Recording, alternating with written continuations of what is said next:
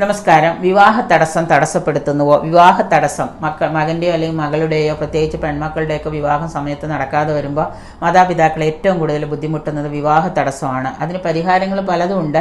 അതെന്താണ് നിങ്ങളുടെ ജാതകത്തിലെ വിവാഹം എന്ന് നോക്കുക. കളത്ര ഭാവത്തിലെ 7ാം ഭാവത്തിലോ 8ാം ഭാവത്തിലോ ഒക്കെയുള്ള പരിഹാരങ്ങൾ, ദോഷങ്ങൾ, പ്രശ്നങ്ങൾ എന്താണെന്ന് നോക്കിയതിന് ശേഷം നമുക്കതിന് പരിഹാരം. ഒപ്പം തന്നെ ഭവനത്തിൽ വെച്ച് നിത്യവും നിങ്ങൾ സൗന്ദര്യ ലഹരി, ശ്രീ ശങ്കരാചാര്യരെ വിരചിതമായ സൗന്ദര്യ ലഹരിയിലെ 17ാമത്തെ ശ്ലോകം ചൊല്ലിയിട്ട് എന്നും നിങ്ങൾ അമ്മയെ ധ്യാനിക്കുന്നത് നിങ്ങളുടെ വിവാഹ തടസ്സങ്ങൾ മാറാൻ നന്നായിരിക്കും.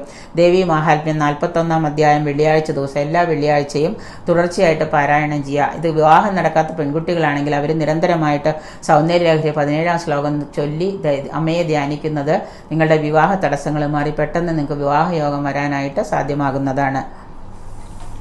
സന്താനദോഷം, വന്ധ്യത, കുട്ടികളില്ലായ്മ, അത് എല്ലാവർക്കും ദുഃഖം. വിവാഹശേഷം വിവാഹത്തിന് പൊരുത്തം നോക്കുമ്പോൾ ചോദിക്കുന്നൊരു ചോദ്യമാണ്, സന്തതികൾ എങ്ങനെയാണ്, സന്തതികൾ ഉണ്ടാകുമോ, ഉണ്ടായാൽ എങ്ങനെയാണ്? അപ്പോൾ വന്ധ്യതാ ദോഷം മാറാനായിട്ട്, സന്താനദോഷം മാറാനായിട്ട് എന്താണ് ചെയ്യേണ്ടത്?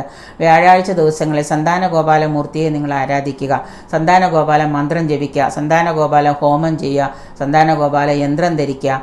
ഈ രീതിയിലൊക്കെ വിധിപ്രകാരം യന്ത്രം എഴുതി ധരിക്കുകയും അതുപോലെ തന്നെ പുത്രതാ ഏകാദശി വ്രതമുണ്ട്. പുത്രതാ ഏകാദശി വ്രതം ചിങ്ങമാസത്തിലെ വ്രതമാണ്. പുത്രതാ ഏകാദശി വ്രതം നോക്കുക. സൗന്ദര്യ ലഹരിയിലെ ധനു പൗഷസ് എന്ന് തുടങ്ങുന്ന 6ാം ശ്ലോകം നിത്യവും നിങ്ങൾ 36 ഉരു ഈ 6ാം ശ്ലോകം നാഗരാജസ്തുതിയും ജപിക്കുക. ഈ സൗന്ദര്യ ലഹരിയിലെ 6ാമത്തെ ശ്ലോകം നിത്യവും 36 ഉരു ജപിക്കുകയാണെങ്കിൽ നിങ്ങൾക്ക് വന്ധ്യതാ ദോഷം മാറുന്നതാണ്.